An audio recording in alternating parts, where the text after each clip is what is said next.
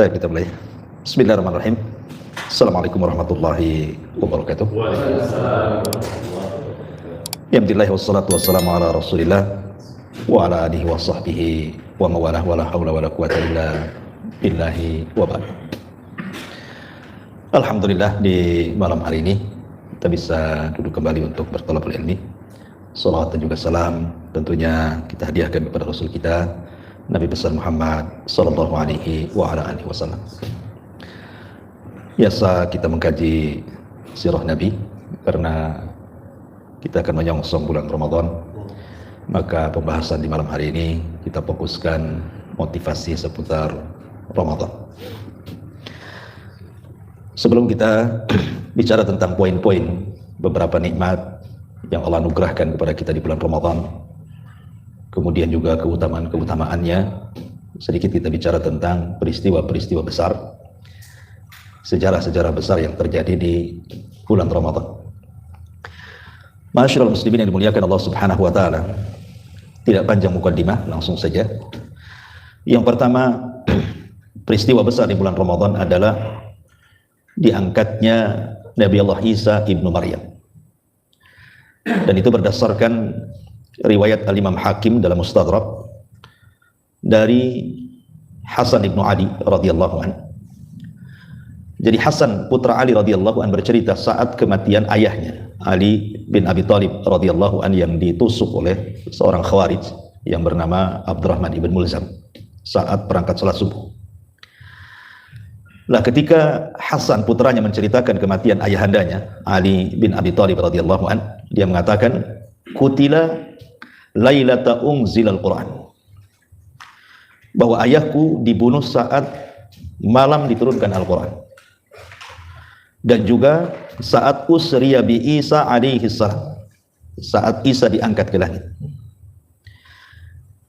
Kata-kata Hasan ibn Ali radhiyallahu anhu yang mengatakan bahwa ayahnya dibunuh saat Al-Quran diturunkan, maknanya isyarat kepada bulan Ramadan. Karena Al-Quran diturunkan di bulan Ramadan, dan dalam sejarah wafatnya Ali itu terjadi pada tanggal 21 bulan Ramadan. Dan tanggal 21 itu bagian daripada tanggal-tanggal Lailatul Qadar.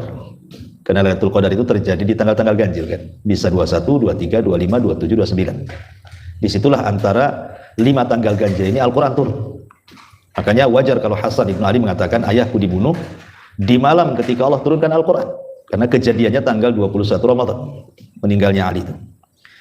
Kemudian beliau menambah, dan juga di malam usriya bi Isa, ketika Isa diangkat ke langit.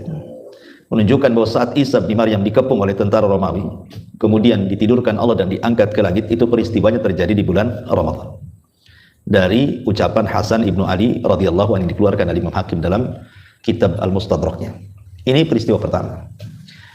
Peristiwa kedua, tentu yang paling luar biasa adalah nuzulul wahyi, turunnya wahyu, turunnya Quran.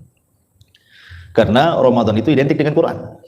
Makanya Allah Subhanahu wa taala mengatakan syahrul ramadhan alladzi unzila fihil Quran. Bulan Ramadan itu bulan diturunkan Al-Quran.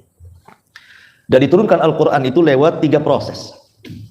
Proses yang pertama, Allah Subhanahu wa taala memerintahkan qalam untuk mencatat segala sesuatu termasuk juga Al-Quran. Kemudian diletakkan di sebuah papan, dalam bahasa Arab papan itu lauh namanya. Kemudian Allah memerintahkan malaikat untuk menjaganya, maka disebut Lauhil Mahfud. Di situ Al-Quran pertama diletakkan. Kemudian marhala yang kedua, proses yang kedua adalah penurunan Al-Quran dari Lauhil Mahfud ke Baitul Uzzah. Baitul Uzzah itu di langit pertama. Lah turunnya Al-Quran dari Lauhil Mahfud ke Baitul Uzzah itu langsung 30 juz. Itulah isyarat daripada firman Allah Azza wa Jalla, syahru ramadhan alladzi unzila fihil Quran. Bulan Ramadan itu bulan diturunkan Al-Quran. Dari mana? Dari Lauhil Mahfud ke Baitul Uzzah. Dan ini diperkuat dengan ayat inna anzalnahu fi lailatul qadar. Sesungguhnya kami turunkan Al-Quran di malam Lailatul Qadar dari Lauhil Mahfud ke Baitul Uzzah, langsung 30 juz. Kemudian proses yang ketiga, itulah turunnya Al-Quran ke bumi, ke dada Nabi SAW untuk disampaikan kepada umatnya. Ini tidak 30 juz, tetapi diangsur. Satu ayat selama 13 tahun di kota Mekah, ditambah 10 tahun di kota Madinah, menjadi 23 tahun baru rampung 30 juz itu. Tetapi surat yang pertama turun saat Nabi SAW berada di Gua Hira. Ketika itu usia Nabi SAW mendekati 40 tahun. Dan 6 bulan sebelumnya Rasul selalu bermimpi. 6 bulan sebelum diangkat jadi Nabi itu selalu bermimpi. Aisyah radhiyallahu anha yang disebutkan dalam Sahih Bukhari itu mimpinya kafalaki subhi, seperti falak subuh. Maknanya malamnya mimpi, besoknya selalu menjadi kenyataan mimpinya itu. Selalu begitu selama 6 bulan. Mimpi apa saja Rasul menjadi kenyataan. Lah termasuk juga dalam mimpinya Rasul akan ditemui seseorang dalam gua itu. Maksudnya Jibril. Itu dimimpikan juga. Makanya ketika Nabi SAW betul-betul kemudian tafakur selama 1 bulan Ramadan di Gua Hira itu, kemudian datang orang yang berbaju putih, ganteng gitu ya, jelmaan daripada Jibril, Rasul tidak kaget karena sudah dimimpikan tuh. Ya. Ketika kemudian Nabi SAW kemudian bersalaman dengan Jibril, tiba-tiba kemudian Jibril memeluk Nabi SAW, kemudian menyuruh untuk membaca sesuatu. Iqra ya Muhammad, baca wahai Muhammad. Yang dipahami Rasul ketika itu, kalimat baca itu maksudnya membaca tulisan, sementara Rasul tidak bisa baca dan tidak bisa menulis. Makanya jawaban Nabi SAW, ma ana biqari, aku tidak bisa baca. Ya. Kata Jibril dipeluk lagi lebih erat, Iqra ya Muhammad, baca wahai Muhammad. Sekali lagi yang dipahami Rasul, membaca sesuatu. Kata Rasul, aku tidak bisa baca. Sampai 3 kali baru kemudian Jibril mengatakan, Iqra bismi rabbikal ladzi khalaq, khalaqal insana min 'alaq, Iqra wa rabbukal akram alladzi 'allama bil qalam, 'allamal insana ma lam ya'lam. 5 ayat pertama surah Al-Alaq inilah turun di bulan Ramadan. Ya, turun di bulan Ramadan karena Rasul ketika di Gua Hira itu 1 bulan di bulan Ramadan.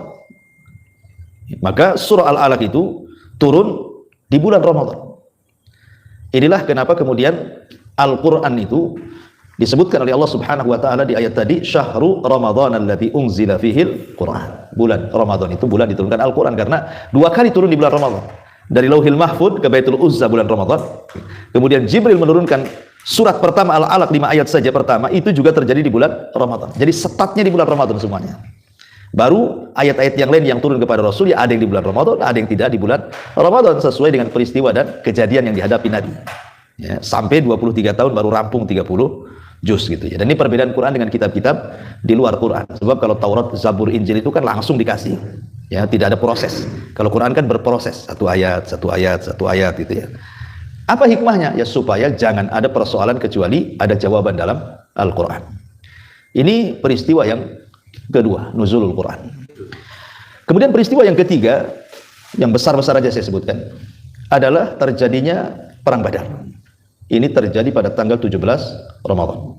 Ya. Lah Perang Badar ini adalah perang penentu. Makanya bahasa Quran itu disebut Yaumul Furqan. Perang pembeda antara mukmin dan kafir, antara muwahhid dan orang-orang musyrik. Sampai dahsyatnya peperangan ini Nabi SAW sampai di malam hari keesokan dia mau berperang Badar itu berdoa kepada Allah. Allahumma intahlik hadhil isabah falan tu'bada bada. Ya Rabb, kalau kau hancurkan kelompok yang sedikit ini, kau gak akan ada yang nyembah lagi. Kenapa Rasul sampai berdoa seperti itu? Karena ketika itu Rasul menghadapi musuh dengan jumlah yang banyak, sementara Rasul tidak punya pengalaman perang dan juga para sahabatnya. Dan itu bukan perang direncanakan. Perang Badar Kubra itu bukan perang yang direncanakan. Karena rencana awal itu kan menyergap kafilahnya Abi Sufyan dari Syam, ingin mengambil dagangannya sebagai balasan mengambil hak karena ketika sahabat hijrah dari Mekah ke Madinah, rumah mereka, tanah mereka, bisnis mereka diambil. Ya, makanya ingin menyergap Abu Sufyan saja untuk mengambil kafilah dagangnya saja. Rupanya Abu Sufyan ini cerdas, mengirim penunggang kuda yang bernama Dhamdham untuk memberitahu Abu Jahal bahwa dagangan orang Mekah akan diambil oleh Muhammad dan sahabatnya. Sejak itulah Abu Jahal kemudian menyiapkan pasukan besar dan menyusul Abi Sufyan. Berjumpalah di Badar. Jadi ini bukan perang terencana gitu ya. Makanya kekhawatiran Rasul manusiawi sampai mengatakan, ya Rabb, kalau kau hancurkan kelompok yang sedikit ini, nggak akan ada yang nyembah kamu lagi. Sebab doa itu Allah Subhanahu wa taala kabar gembirakan, di malam itu turun 1000 malaikat langsung dipimpin Jibril. Makanya Rasul mengatakan kepada Abu Bakar, berbahagialah wahai Abu Bakar, Allah sudah menurunkan pertolongannya. Malam itu sudah ditampakkan 1000. Dan dalam peperangan Allah tambah lagi menjadi 3000. Bahkan di akhir peperangan Allah tambah lagi menjadi 5000 malaikat dipimpin Jibril alaihi salatu wassalam. Lah, peristiwa Badar ini terjadi di 17 bulan Ramadan. Dan ini perang yang luar biasa. Ya, walaupun perang ini mungkin dibandingkan pasukan-pasukan setelahnya, ya, lebih banyak. Tapi kalau dari segi pelajaran, itu perang Badar itu banyak sekali pelajarannya. Ya. Padahal perang-perang selain Badar yang lebih besar dari Badar kan banyak, gitu ya. Dan dengan pasukan yang banyak juga. Seperti perang Tabuk kan banyak tentara kaum muslimin. Tetapi kalau cerita perang Badar mesti banyak sekali pelajaran di dalamnya. Ini juga terjadi pada tanggal 17 Ramadan. Kemudian perang yang luar biasa lagi adalah Fathu Mekah. Ini juga terjadi bulan Ramadan, Fathu Mekah itu. Lah Fathu Mekah inilah yang kemudian membuka hati-hati orang-orang Arab. Karena setelah peristiwa Fathu Mekah ini apa yang terjadi? Berbondong-bondong manusia dari semua kabilah datang masuk Islam. Sampai-sampai momen Fathu Mekah ini diabadikan dalam Quran kan. Idza jaa nasrullahi wal fath. Ini apabila datang pertolongan Allah dan Fathu Mekah. Apa dampaknya? Wa ra'aitan nas yadkhuluna fi dinillahi afwaja. Dampak daripada Fathu Mekah itu kau lihat manusia berbondong-bondong datang dari mana-mana saja untuk masuk Islam. Jadi memang peristiwa Fathu Mekah ini peristiwa luar biasa. Jadi dua perang ini semua terjadi di bulan Ramadan. Badar, kemudian Fathu Mekah. Dan dua-duanya diabadikan dalam surah An-Nasr. Idza jaa nasrullah maksudnya di Badar, wal fath maksudnya Fathu Mekah. Dua-duanya di bulan Ramadan. Ini peristiwa-peristiwa besar di bulan Ramadan. Kemudian juga peristiwa yang lain adalah meninggalnya Khadijah. Itu terjadi di bulan Ramadan. Dan Khadijah ini luar biasa. Perjuangan kepada dakwah Islam itu luar biasa. Sampai ketika meninggalnya itu menjadi pukulan bagi Nabi. Sedih Rasul luar biasa. Wajar. Dia orang yang pertama beriman saat manusia kufur. Dia orang yang pertama kali menafkahkan hartanya saat manusia bakhil. Dia orang yang pertama kali membenarkan saat manusia mendustakan. Dan dari rahimnya lahirlah turunan Nabi. Dan itu tidak ada pada istri Nabi yang lainnya. Dan Rasul tidak pernah berpoligami bersama Khadijah. Lah wafatnya Khadijah itu adalah bertepatan bulan Ramadan. Dan tahunnya disebut Amul Hazni, tahun kesedihan. Karena peristiwanya kan setelah pengepungan 3 tahun Bani Hashim, kemudian Khadijah sakit, pun sudah tua juga kan begitu ya. Sudah saatnya, sudah dipanggil oleh Allah Azza wa Jalla, akhirnya Khadijah pun meninggal tepat di bulan Ramadan. Ini juga peristiwa yang terjadi di bulan Ramadan. Ma'asyiral muslimin yang dimuliakan Allah Subhanahu wa taala. Kemudian juga di antara peristiwa-peristiwa besar juga mungkin setelah Nabi pembebasan Baitul Maqdis ya di tangan Salahuddin Al-Ayyubi, itu pun terjadi di bulan Ramadan. Kemudian pembebasan kota Antokia, yang kala itu Antokia dikuasai orang-orang Nasrani. Kemudian akhirnya dibebaskan oleh kaum muslimin. Itu juga di bulan Ramadan. Dan banyak peristiwa-peristiwa yang lainnya. Itu sekilas pandang tentang peristiwa-peristiwa besar di bulan Ramadan. Tapi kita masuk pada Atayar Rahman fir Ramadan. Apa saja pemberian atau hadiah Allah yang Allah anugerahkan kepada kita di bulan Ramadan. Kita awali dengan ayat yang masyhur yang suka dibaca para khatib kalau datang bulan Ramadan. Kalau antum tidak hafal berarti tidak pernah berjumpa dengan Ramadan. Ya, ayat ini udah seliwar-seliwar ya. A'udzubillahi minasyaitonir rajim. Bismillahirrahmanirrahim. Ya ayyuhalladzina amanu kutiba alaikumusiyam kama kutiba alal ladzina min qablikum la'allakum tattaqun. Ya kan, hafal ya. Lebih hafal daripada kulhu. Karena selalu berseliwar-seliwar. Perhatikan ayat ini. Allah mengatakan diawali dengan ya ayyuhalladzina amanu. Wahai orang-orang yang beriman. Ini panggilan lembut. Ya, panggilan yang sangat lembut sekali dari Allah kepada kita. Wahai orang-orang yang beriman. Tapi walaupun panggilan lembut ini, kata Abdullah bin Mas'ud radhiyallahu anhu, kalau Allah Subhanahu wa taala memanggil kita dengan kalimat amanu, wahai orang-orang yang beriman, berarti kita harus intibah dalam bahasa Arabnya. Dalam bahasa kitanya harus betul-betul fokus. Ya, kenapa? Karena biasanya setelah panggilan ini ada perintah atau ada larangan. Kalau ada panggilan ya ayyuhalladzina amanu, pasti setelahnya di situ ada perintah atau ada larangan. Makanya harus intibah, ya, perhatian dengan panggilan itu. Kemudian Allah mengatakan ya ayyuhalladzina amanu kutiba alaikumusiyam, diwajibkan kepada kalian. Di sini Allah membahasakan dengan kalimat kutiba. Padahal bisa saja Allah membahasakan dengan kalimat wujiba, wajib. Ya, tapi tidak membahasakan dengan wujiba, tetapi kutiba. Padahal artinya sama, ya. Al-Quran itu kalau membahasakan kalimat kutiba yang artinya wajib, diwajibkan begitu. Biasanya dipakai dalam Al-Quran itu dalam perintah-perintah yang sifatnya berat. Kalau menggunakan kalimat kutiba itu pasti itu perintahnya berat tuh. Ya. Contoh, kutiba alaikum al-qisas, diwajibkan kepada kalian kisos. Kisos kan berat. Ya. Ketika membunuh ringan, ketika dia mau dibunuh berat juga tuh kan gitu ya. Ya, kadang-kadang ketakutan kalau membunuh orang semangat ya. Ketika kemudian mau dikisos dia pula ketakutan. Atau Allah mengatakan kutiba alaikumul qital, diwajibkan kepada kalian perang. Tidak semua orang bisa perang. Kalau tidak punya keberanian, nggak mungkin orang bisa perang. Kita tidak pernah dengar suara ledakan-ledakan, hanya mercon saja di negeri kita kan. Sekira kemudian kita dibawa ke Yaman, ke Suriah, terkencing-kencing mungkin kita kan itu. Karena tidak pernah mendengar suara-suara seperti itu. Harus ada latihan mental. Ya. Makanya kenapa kalimat kutiba itu untuk hal yang berat, termasuk juga puasa disebut. Allah membahasakan dengan kalimat kutiba karena puasa ini berat, beda dengan ibadah yang lain. Kalau sholat memang berat, tetapi tidak seberat puasa karena sholat itu tidak lama waktunya. Ya kan, paling lama 10 menit.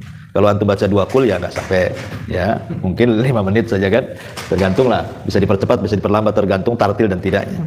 Ya, yang lebih hebat lagi, yang 7 menit 23 rakaat, nah, itu hebat lagi. 7 menit 23 rakaat, bayangkan bisa lewat tuh kan. Itu dari zaman Nabi sampai sekarang baru dapat penghargaan muri itu.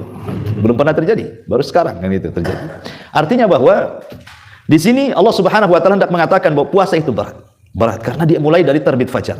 Terbit fajar shadiq saja tidak boleh makan, tidak boleh minum, menahan syahwat, menahan pandangan, menahan telinga, menahan otak, menahan lisan, macam-macam. Berat sekali puasa itu. Ya.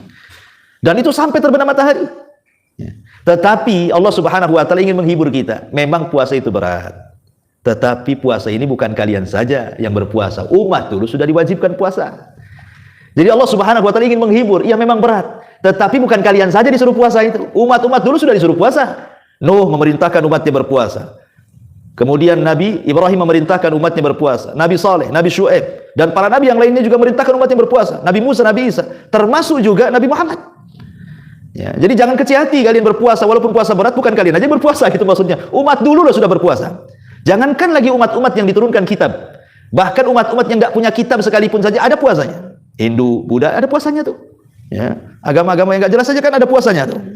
Apalagi agama-agama samawat, agama-agama yang turun dari langit yang ada kitabnya, pasti mereka diperintahkan puasa. Dari mana kita tahu bahwa mereka diperintahkan puasa? Karena Rasul yang mengatakan salah satu hikmah puasa menyelisihi ahli kitab. Faslu ma baina siyamina wa siyami ahlil kitab akalat sahur, kata Rasul. Perbedaan puasa kita dengan mereka ahli kitab itu dimakan sahur, menunjukkan bahwa ahli kitab puasa. Cuman bedanya mereka tidak sahur, kita sahur, gitu saja. Ya. Jadi lihat bagaimana Allah Subhanahu wa taala ingin menghibur kita. Bukan kalian saja disuruh puasa, umat sebelum kalian sudah disuruh puasa. Hikmahnya apa? La'allakum tattaqun, agar kalian bertakwa. Kenapa puasa itu kok ditekankan hikmahnya dengan takwa? Bukankah sholat juga sama? Ya, sholat kan juga wasilah takwa. Orang sholat kan bisa takwa juga. Inna sholata tanha 'anil fahsya'i wal munkar. Sholat itu bisa mencegah perbuatan keji dan kemungkaran. Artinya sholat itu wasilah takwa juga. Zakat juga wasilah takwa. Haji juga wasilah takwa, kan gitu ya. Ibadah-ibadah yang lain juga wasilah takwa. Kenapa kemudian difokuskan di sini kepada puasa? La'allakum tattaqun, supaya kalian bertakwa, gitu.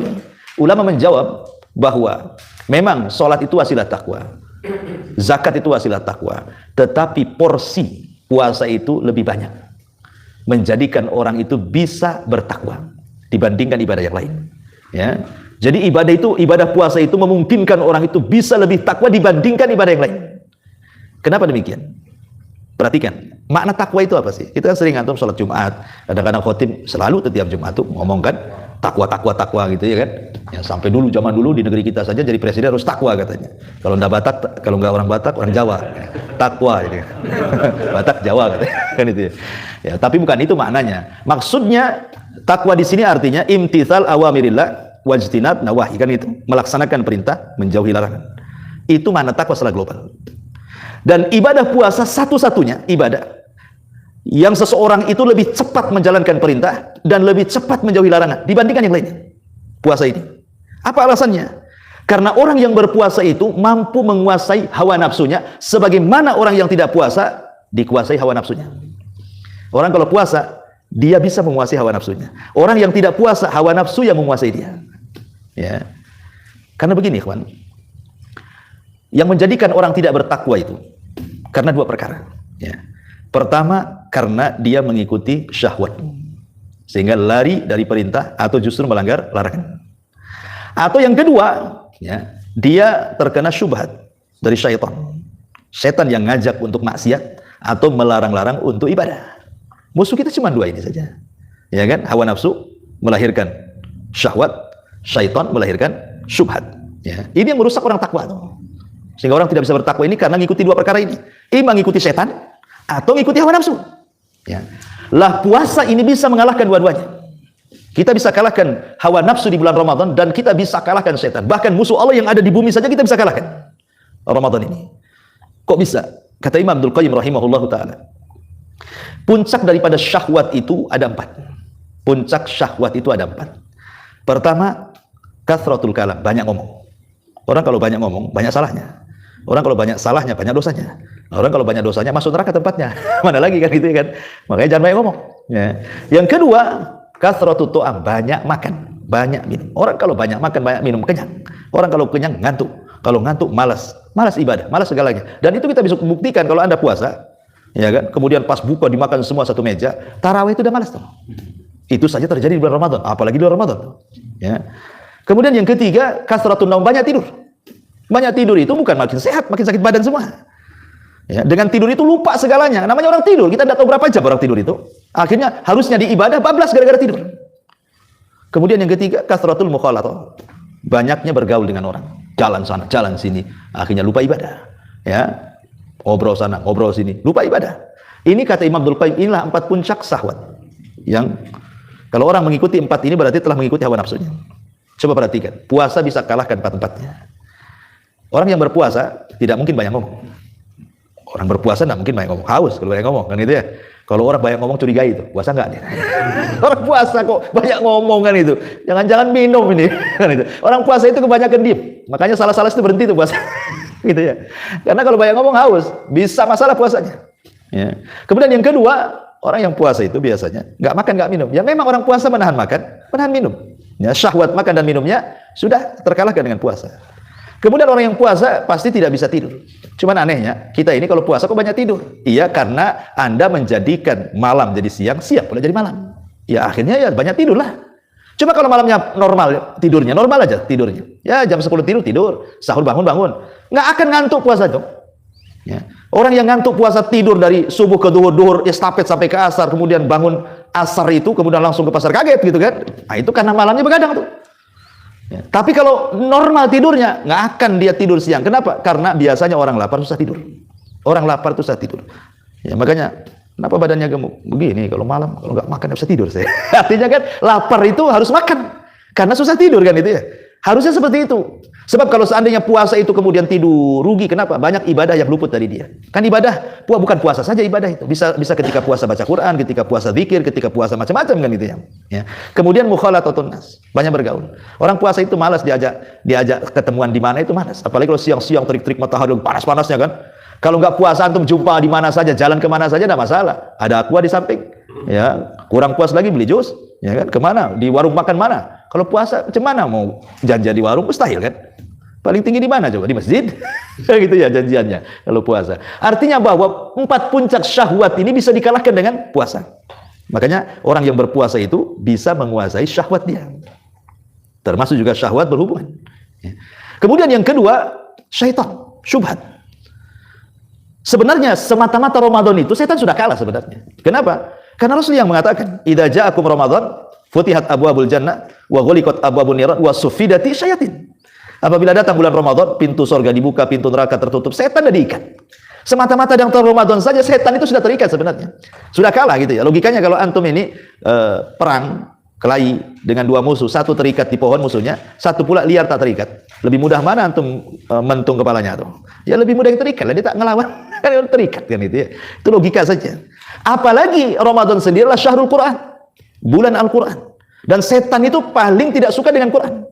Makanya ada hadis yang mengatakan kalau antum baca Al-Baqarah di rumah, lari itu setan itu. Jadi dengan Quran itu bisa mengalahkan setan. Kemudian juga puasa sendiri memperlambat jalan darah. Karena biasanya darah itu, tekanan darah itu kan ditentukan dengan makan dan minum. Kalau orang tidak makan dan minum, rendah darahnya itu, tekanannya. Sehingga tekanan setan pun akan rendah. Karena setan akan masuk dari jalan darahnya manusia. Artinya setan bisa dikalahkan. Bahkan musuh Allah yang ada di bumi sekalipun, orang-orang musyrik, orang kafir yang memerangi Islam, sudah saya jelaskan di awal dalam sejarah tadi, tidak pernah sepengetahuan saya yang saya baca sejarah, peperangan yang dilakukan Rasul di bulan Ramadan dikalahkan, tidak pernah. Saya tidak pernah lihat sejarah gitu, membaca sejarah di zaman Nabi maksudnya.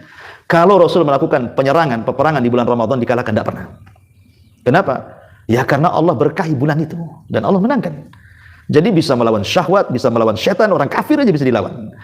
Makanya ketika musuh itu bisa kita tundukkan, wajar kalau Allah katakan la'allakum tattaqun. Dengan itulah kalian bisa takwa. Karena yang susah orang bertakwa itu tadi, karena tidak bisa menahan syahwat atau tidak bisa melawan setan, makanya susah untuk takwa. Ketika kita bisa melawan itu semuanya, insya Allah la'allakum tattaqun. Nah, itulah kenapa kemudian puasa itu diakhiri hikmahnya adalah takwa. Dan dari sini kita tahu bahwa Allah Subhanahu wa taala tidak menghitung kita itu begini. Wahai orang-orang yang beriman, berpuasa diwajibkan kepada kalian berpuasa sebagaimana umat kalian diwajibkan berpuasa agar kalian lapar. Allah tidak katakan seperti itu. Atau agar kalian haus, enggak juga. Atau agar kalian merasakan bagaimana orang-orang fakir itu enggak makan, enggak minum, enggak juga. Tapi Allah mengatakan la'allakum tattaqun. Berarti puasa itu ada erat kaitan dengan hati. Karena takwa itu di sini kata Nabi. At-taqwa hahuna. Ya, berarti puasa itu sangat erat kait dengan hati. Kenapa coba? Erat kait dengan hati. Imam Ibnul Qayyim mengatakan, hati ini kal malik. Hati ini seperti raja. Dan anggota badan itu adalah rakyatnya. Apapun yang dikatakan raja, maka rakyat akan patuh dengan rajanya. Lah ketika kemudian puasa itu membuahkan takwa, maka anggota badan ini akan baik. Karena rajanya sudah baik. Kan itu ya. Sehingga kalau seandainya kata hati, hei mata jangan memandang yang haram, selamanya tidak akan memandang yang haram. Kata hati telinga jangan kau dengar yang haram, selamanya nggak akan dengar yang haram. Kata hati, hei kaki jangan kau langkahkan ke tempat haram, tidak akan melangkah kaki ke tempat yang haram. Kenapa? Karena maksiat itu dorongan hati. Ketika hati baik, semuanya baik. Itulah sabda Nabi SAW, ala wa inna fil jasadi mudghah, idza saluhat saluhal jasadu kullu, wa idza fasadat fasadal jasadu kullu, ala wahyal qalbu, kata Rasul. Dalam jasad manusia terdapat segumpal daging. Kalau dia baik, baik semua. Kalau dia jahat, jahat semua. Itulah jantung, kata Rasul. Hati. Jantung, maksudnya jantung, bukan kabid, ya. Taib. Ini yang pertama, bahwa di antara ataya pemberian Allah di bulan Ramadan itu adalah Allah Subhanahu wa taala hendak memberikan yang terbaik kepada hati kita dengan cara berpuasa, dan efeknya adalah takwa. Taib. Ini yang pertama. Yang kedua, puasa ini ikhwan, atau Ramadan ini adalah musim al-khair, musim kebaikan. Ramadan ini musimnya kebaikan. Dan kebaikan di bulan Ramadan itu akan mudah dilakukan dibandingkan Anda lakukan di luar Ramadan. Ya, ini menjadi sebuah kenyataan. Anda melakukan kebaikan di bulan Ramadan itu mudah, tapi di luar Ramadan belum tentu bisa. Coba kita lihat, tidak ada masjid yang paling penuh kecuali Ramadan. Perhatiin, coba ada nggak masjid di luar Ramadan penuh? Nah, ya waktu tertentu saja. Tapi Ramadan itu semua masjid, semua musola penuh. Ya, sampai ada masjid mungkin saking sempitnya, tempat sandal itu dikasih terpal. Salat tarawih di situ. Walaupun minggu pertama, minggu kedua sapnya makin maju. Sampai minggu ketiga udah pindah ke mall, persiapan Idul Fitri kan itu. Tapi kita lihat bahwa bagaimana permulaan Ramadan itu dengan ramainya masjid menunjukkan apa? Ada dorongan kebaikan di situ. Orang yang nggak pernah sholat wajib saja tarawih dia, ya, nggak pernah itu, nggak nampak muka dia, tahu-tahu ada pula di masjid. Ya, ada dorongan kebaikan di situ. Tidak ada yang paling banyak membaca Quran kecuali di Ramadan. Coba di luar Ramadan orang baca Quran jarang, kecuali ya kaset aja kalau mau azan, qiraah di masjid. Ya, itu kaset bukan orang, kebanyakan. Tapi Ramadan subhanallah orang baca Quran di mana-mana. Hampir setiap masjid. Sampai semangatnya jam 2 itu enggak dimatiin tuh corongnya. Saking semangatnya itu orang baca Quran. Ya, enggak peduli mau ganggu enggak ganggu, yang penting baca saja kan itu. Tapi kan kita melihat di sini bagaimana orang itu semangat gitu ya, baca Quran itu di bulan Ramadan. Bahkan orang yang tidak pernah baca Quran saja atau yang tidak bisa baca Quran, dia bisa dengar Quran di bulan Ramadan itu. Dia bisa mendengarkan Quran dari rumahnya gitu. Luar biasa gitu ya.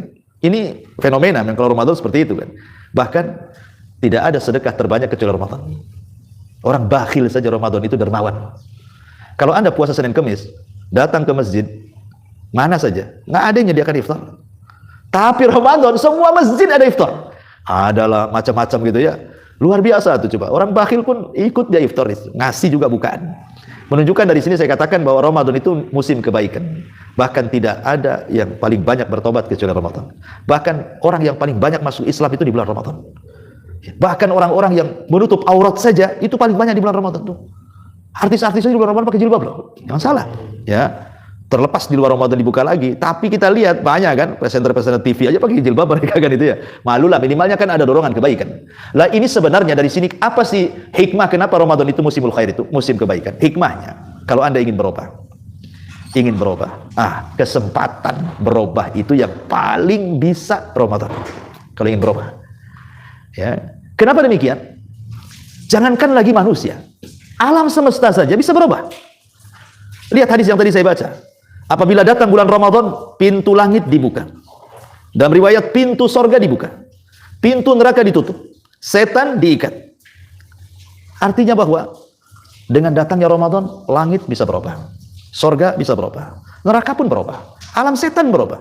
Alam malaikat lo berubah. Lah kalau alam-alam itu bisa berubah, lalu kita tidak bisa berubah, ini gimana ceritanya? Ya.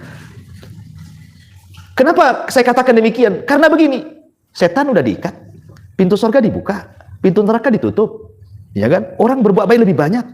Kalau tidak menjadikan Anda untuk berubah di bulan Ramadan, di luar Ramadan mustahil Anda berubah. Di Ramadan aja tidak bisa berubah, kok mengharap di luar Ramadan pula tobat? Di luar Ramadan setan berkeliaran di mana-mana. Ya kan? Pintu surga ditutup lagi, hembusan-hembusan neraka dibuka lagi, kan gitu. Pintu langit ditutup, apa lagi? Ya. Susah kalau ingin berubah, memang satu-satunya di bulan Ramadan, mau dipahala lagi, itu yang paling cepat itu. Kalau di Ramadan saja tidak bisa berubah, itu keterlaluan. Kenapa? Karena Ramadan sendiri adalah bulan tarbiyah masalahnya. Kenapa saya katakan tarbiyah? Bayangkan coba, yang halal saja dilarang. Makan itu halal, mubah kan? Tapi kan tak boleh dimakan kalau lagi puasa. Minum loh mubah, tapi tak boleh diminum. Menggauli istri loh berpahala, tapi tak boleh digauli kan itu. Artinya apa di sini? Kalau yang mubah-mubah saja dilarang, apalagi yang haram gitu maksudnya ya. Ya, ini kan mafhum aulawi namanya ya. Yang mubah saja dilarang, apalagi yang haram. Artinya di sini ada tarbiyah tadrib ya. Jadi yang mubah saja kalau sekiranya itu bisa membatalkan puasa dilarang. Apalagi saat puasa Anda berzina, Anda mencuri, Anda maling, Anda macam-macam. Naudzubillah. Nah, kan? Di sini sebenarnya tarbiyah bagi kita. Karena Ramadan sendiri adalah syahrul ibtila wal ikhtibar. Ulama mengatakan puasa itu sebenarnya ujian dari Allah. Allah sedang menguji kita loh dengan nahan lapar, nahan haus, nahan syahwat. Allah sedang menguji kita. Sabar nggak Anda ini? Ya. Karena puasa sendiri sebenarnya itu puncak daripada semua kesabaran. Kenapa? Sabar itu kan ada 3 tuh. Itu semua ada di puasa. Pertama, sabar melaksanakan ketaatan. Yang kedua, sabar ketika meninggalkan kemaksiatan. Yang ketiga, sabar ketika menghadapi qada dan qadar. 3-tiganya ada di puasa. 3-tiganya di puasa. Makanya puasa itu puncak dari kesabaran. Wajar kalau Allah Subhanahu wa taala mengatakan apa? Puasa itu milikku, aku yang akan mengganjarnya. Kan itu ya. Kenapa? Karena Allah yang mengatakan innama yuwaffas sabiruna ajrahum bighairi hisab. Allah akan membalas pahala orang-orang yang sabar tanpa hisab. Dari mana kita tahu dan apa perbedaannya? Dan mana yang lebih tinggi kesabaran itu? Yang paling tinggi sabar itu adalah sabar ketika melaksanakan ketaatan. Karena biasanya begini, kawan. Kalau orang bisa sabar ketika melaksanakan ketaatan, memang dia melaksanakan itu karena Allah. Antum ini sholat nih, sabar. Sabar ketika datang waktu sholat, langsung sholat. Ya, itu sabar namanya. Orang yang bisa sabar ketika melaksanakan ketaatan, pasti niatnya cuma satu, lillahi ta'ala. Makanya sabar yang pertama ini puncak paling tinggi. Adapun sabar ketika meninggalkan maksiat belum tentu karena Allah. Orang yang meninggalkan maksiat itu belum tentu karena Allah. Bisa karena Allah, bisa karena selain Allah. Saya contohkan. Ya. Orang meninggalkan maksiat, orang tidak mabuk. Kenapa kau tak mabuk? Tak ada duit. Berarti bukan karena Allah, karena duit. Kan itu ya. Kenapa nggak selingkuh? Takut istri. Ya. Kenapa nggak selingkuh? Takut istri, bukan takut Allah. Jadi orang yang meninggalkan maksiat belum tentu karena Allah kan, bisa saja karena yang lainnya. Makanya dia di urutan kedua. Ya. Baru urutan yang ketiga, sabar dalam menghadapi qada dan qadar. Perhatikan puasa. Orang ketika dia tidak makan, tidak minum, menahan syahwat dari terbit fajar shadiq sampai terbenam matahari, dan dia sabar, itu artinya sabar ketika antum melaksanakan puasa. Berarti sabar dalam melaksanakan ketaatan. Satu. Ya. Kemudian yang kedua, puasa kan bukan hanya sekedar menahan lapar, dahaga ataupun syahwat. Lebih daripada itu, jangan sampai memandang yang haram. Nanti hilang pahalanya. Jangan sampai mendengar yang haram. Nanti hilang pahalanya. Jangan sampai melangkahkan ke tempat yang haram. Nanti hilang pahalanya. Sehingga kita harus sabar. Jangan ngomong dusta, jangan namimah, jangan ngadu domba, jangan mencaci, jangan memaki, jangan memandang ini, jangan memandang itu. Itu artinya kita disuruh meninggalkan maksiat. Dan harus sabar. Saat puasa, janganlah itu semua dilakukan. Kemudian yang ketiga, sabar dalam qada dan qadar. Yang namanya kalau orang tidak makan lapar itu sudah takdir. Kalau antum tidak minum pasti haus, itu takdir namanya. Berarti ketika kita nahan lapar, nahan haus itu sebenarnya kita sedang sabar ketika menghadapi takdir Allah. Makanya 3 kesabaran ada di puasa tuh, bayangkan ya. Jadi inti daripada puasa itu sebenarnya sabar. Makanya sebagian para ulama ketika mentafsirkan ayat surah Al-Baqarah itu, wasta'inu bis-sabri was-shalah. Mintalah pertolongan Allah dengan sabar dan dengan salat. Sebagian ahli tafsir mengatakan yang dimaksud sabar di sini adalah wasta'inu bis-saumi was-salati, itu maksudnya. Mintalah pertolongan dengan puasa dan juga dengan salat. Karena makna sabar itu artinya puasa. Nah, ini hikmah yang kedua ya, bahwa Ramadan itu musim kebaikan gitu ya. Kemudian yang ketiga, Ramadan ini adalah musim ampunan. Kenapa kita harus paham kalimat bahwa Ramadan itu syahrul maghfirah? Ini pentingnya. Karena begini ya, kalau kita lihat ibadah fitrah Ramadan itu satu puasa, kalau kita terbayang Ramadan pasti yang terbayang 3. Puasa, tarawih, Lailatul Qadar. Kan itu ya. Itu saja yang terbayang. Kalau sudah Ramadan ini pasti yang 3 ini yang diingat antum. Puasa, tarawih, Lailatul Qadar. Perhatikan 3 riwayat yang bicara tentang 3 ibadah vital di bulan Ramadan ini. Hampir mirip riwayatnya. Riwayat yang pertama Nabi mengatakan man shoma ramadanan imanan wa ihtisaban ghufira lahu ma taqaddama min dhanbi. Riwayat yang kedua, man qama ramadanan imanan wa ihtisaban ghufira lahu ma taqaddama min dhanbi. Riwayat yang ketiga, man qama lailatul qadrin imanan wa ihtisaban ghufira lahu ma taqaddama min dhanbi. Hampir mirip hadis-hadisnya nih. Ujung-ujungnya itu mirip. Barang siapa yang berpuasa penuh dengan iman dan harapan pahala Allah, maka dia akan diampuni dosa-dosanya. Barang siapa yang sholat tarawih penuh iman dan mengharap pahala Allah, maka akan diampuni dosa-dosanya. Barang siapa yang menghidupkan malam Lailatul Qadar penuh iman dan mengharap pahala Allah, maka Allah akan ampuni dosa-dosanya. Lihat, semua redaksinya hampir mirip. Puasa bisa menghapuskan dosa, tarawih bisa menghapuskan dosa, Lailatul Qadar bisa menghapuskan dosa. Maknanya apa? Ramadan ini siang malam menghapuskan dosa. Siang malam, siangnya menjadi siang ampunan dengan cara puasa, malamnya menjadi malam ampunan dengan cara tarawih dan Lailatul Qadar. Seolah-olah 24 jam Ramadan itu adalah bulan ampunan, gitu maksudnya. Dan kenapa kita harus penting memahami kalimat bahwa Ramadan syahrul maghfirah? Karena begini, kawan. Orang kalau sudah diampuni oleh Allah Subhanahu wa taala dosa-dosanya, maka antum tidak akan dihancurkan oleh Allah. Tidak akan dihancurkan, tidak akan dibinasakan. Fid dunya wal akhirah. Baik di dunia Allah tidak akan hancurkan kita, tidak akan membinasakan kita, ataupun di akhirat. Kalau Allah sudah ampuni loh. Ya. Kenapa? Karena ampunan sendiri adalah ainur rahmah. Ampunan itu adalah puncak daripada kasih sayang Allah kepada kita. Allah kalau sudah sayang dengan kita, tidak mungkinlah orang yang sayang menghancurkan. Orang yang sayang itu membinasakan, mustahil. Ya. Artinya kalau orang sudah mendapatkan ampunan Allah, maknanya orang itu sudah mendapatkan kasih sayang Allah. Ketika Allah sayang dengan hambanya, tidak mungkin dihancurkan, tidak mungkin dibinasakan. Pasti akan disayangi di dunia dan di akhirat. Itu pentingnya mana ampunan di sini. Yang kedua, kalau Allah sudah mengampuni dosa kita, ini modal yang paling vital untuk tiket masuk surga. Dahulu di zaman Bani Israel, ada orang tidak punya amalan secuil pun, tidak punya amalan, sama sekali tidak punya amalan. Maksudnya amal kebaikan, secuil pun tidak punya. Ya. Justru yang ada dari mulai hidup sampai dia mau menjelang mati itu dosa semua. Sampai dia asrafa ala nafsi, sampai dia hampir putus asa kepada dirinya. Saking takutnya saat kematian, karena dia tidak punya amalan secuil pun masalahnya. Yang ada dosanya setumpuk-tumpuk. Dia kumpulkan anak-anaknya tuh. Dan dia ngomong sama anak-anaknya, nah kalau aku mati, tolong bakar aku. Kemudian debuku kalian lepaskan di beberapa lautan yang ada di bumi ini. Apa alasannya? La in qadarallah. Ini di sini syahidnya. Kalau Allah sanggup membangkitkan aku setelah ini, maka saya akan diazab oleh Allah dengan azab yang belum pernah diazab sebelum dan sesudahnya. Ya. Jadi dia minta berwasiat kepada anaknya.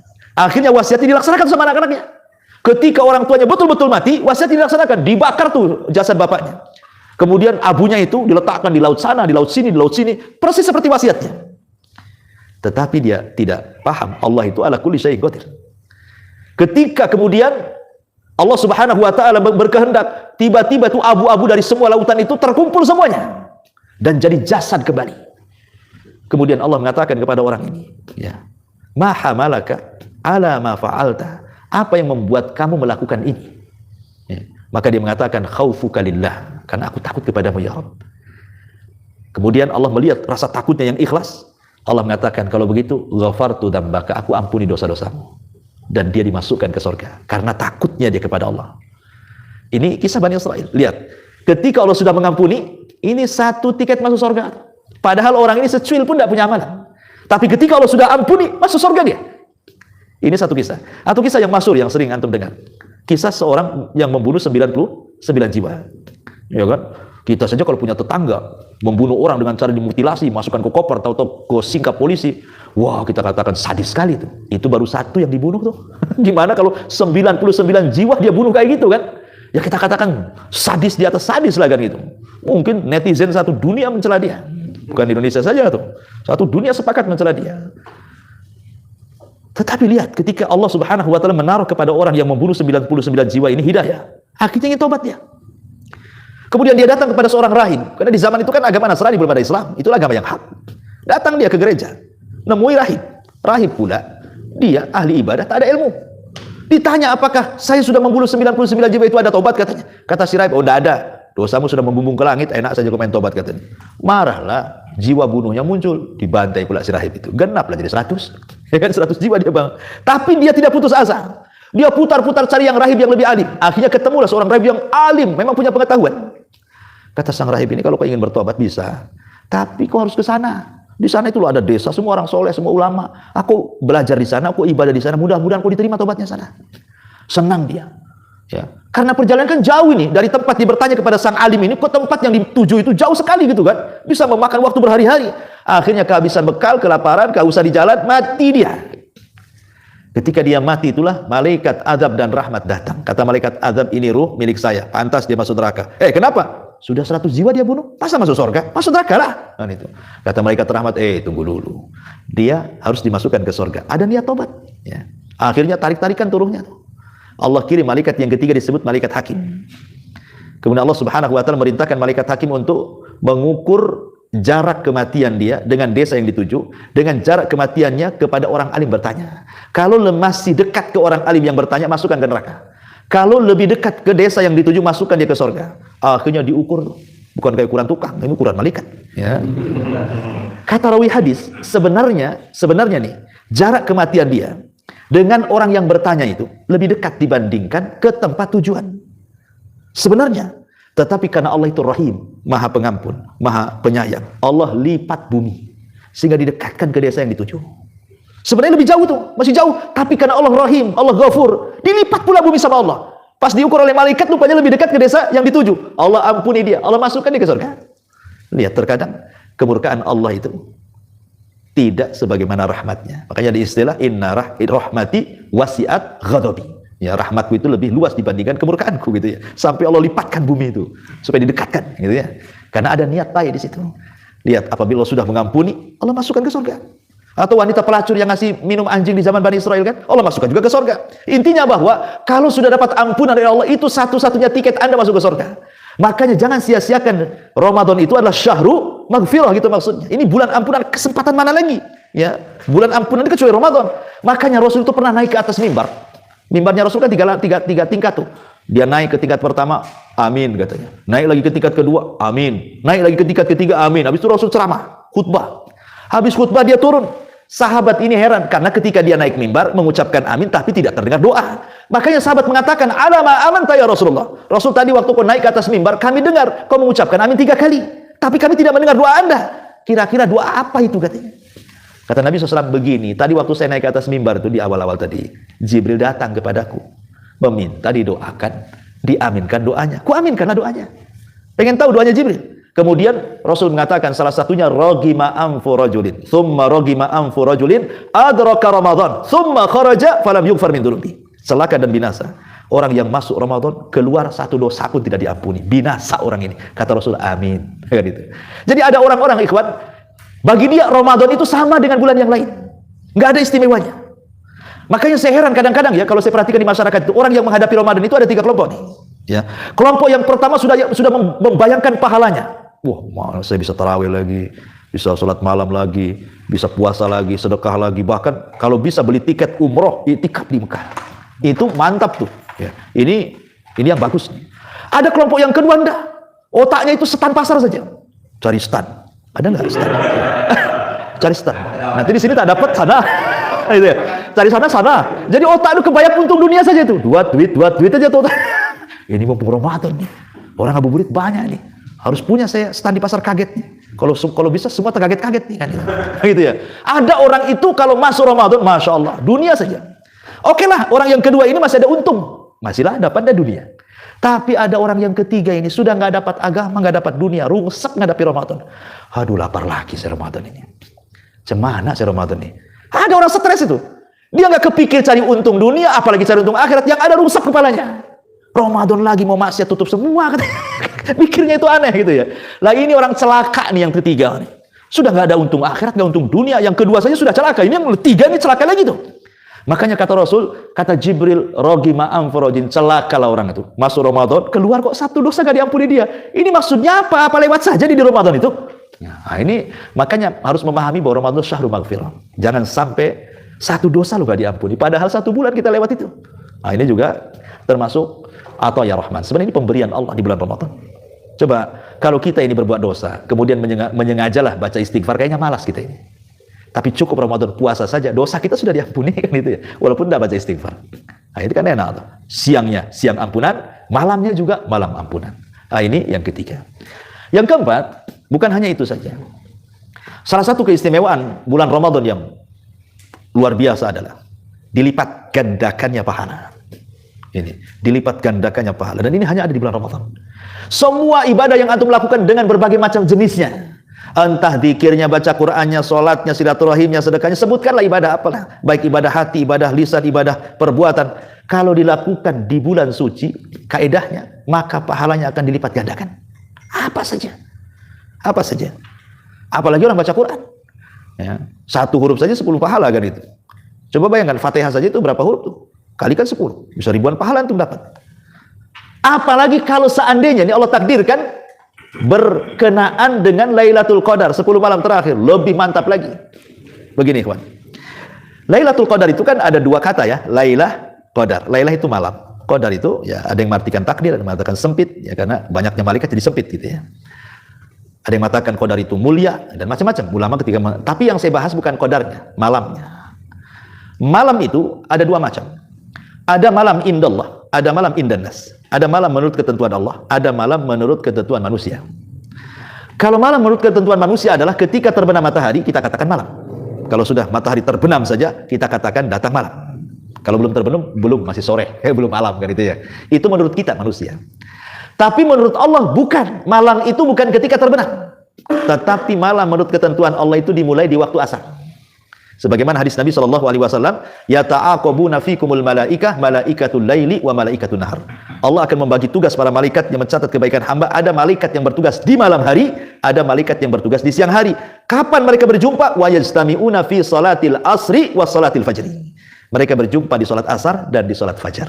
Berarti malaikat malam mulai bertugas di waktu asar sampai fajar, malaikat siang bertugas di waktu fajar sampai asar. Dari sini kita tahu malam menurut ketentuan Allah itu waktu asar. Masuk waktu asar menurut Allah malam.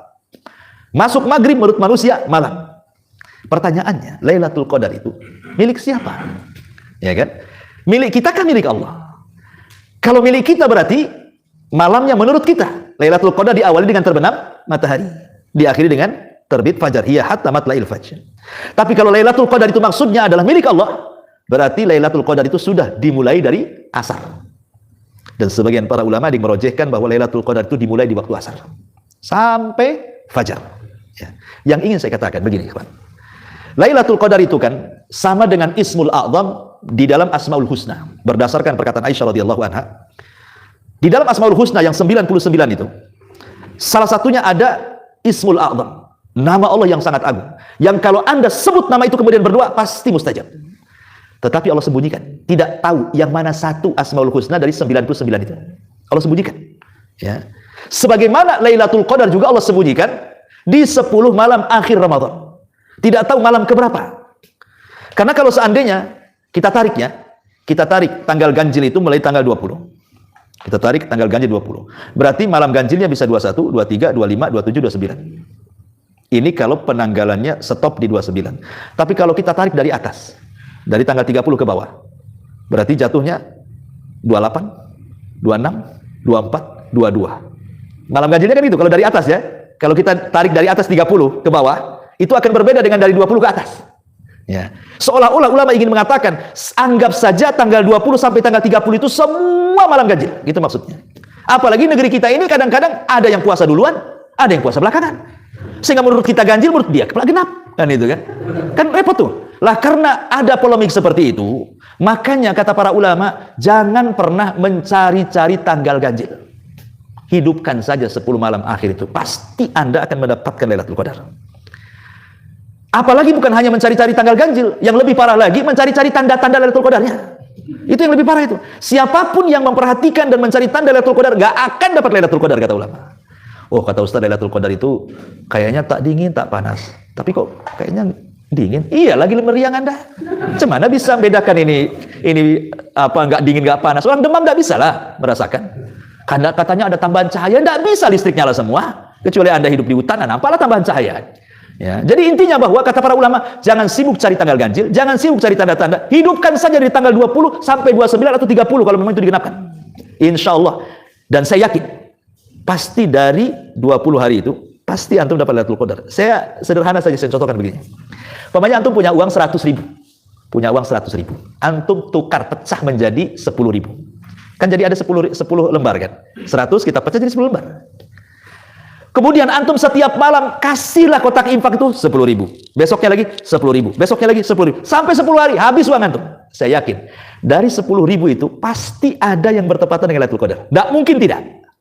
Ya kan? Pastilah, tidak mungkin lah. Antum 10 hari infak, 10.000, 10.000, 10.000. Pasti yang 10.000 itu pasti bertepatan dengan Lailatul Qadar. Tidak mungkin tidak. Seandainya yang 10.000 itu bertepatan dengan Lailatul Qadar, logikanya loh. Lailatul Qadar itu kan khairum min alfi syahrin. Lebih baik daripada 1.000 bulan. 1.000 bulan itu sama dengan 84 tahun. Berarti seolah-olah antum setiap hari nyumbang 10.000, 10.000 sampai 84 tahun. Berapa miliar antum nyumbang malam itu? Itu maksudnya.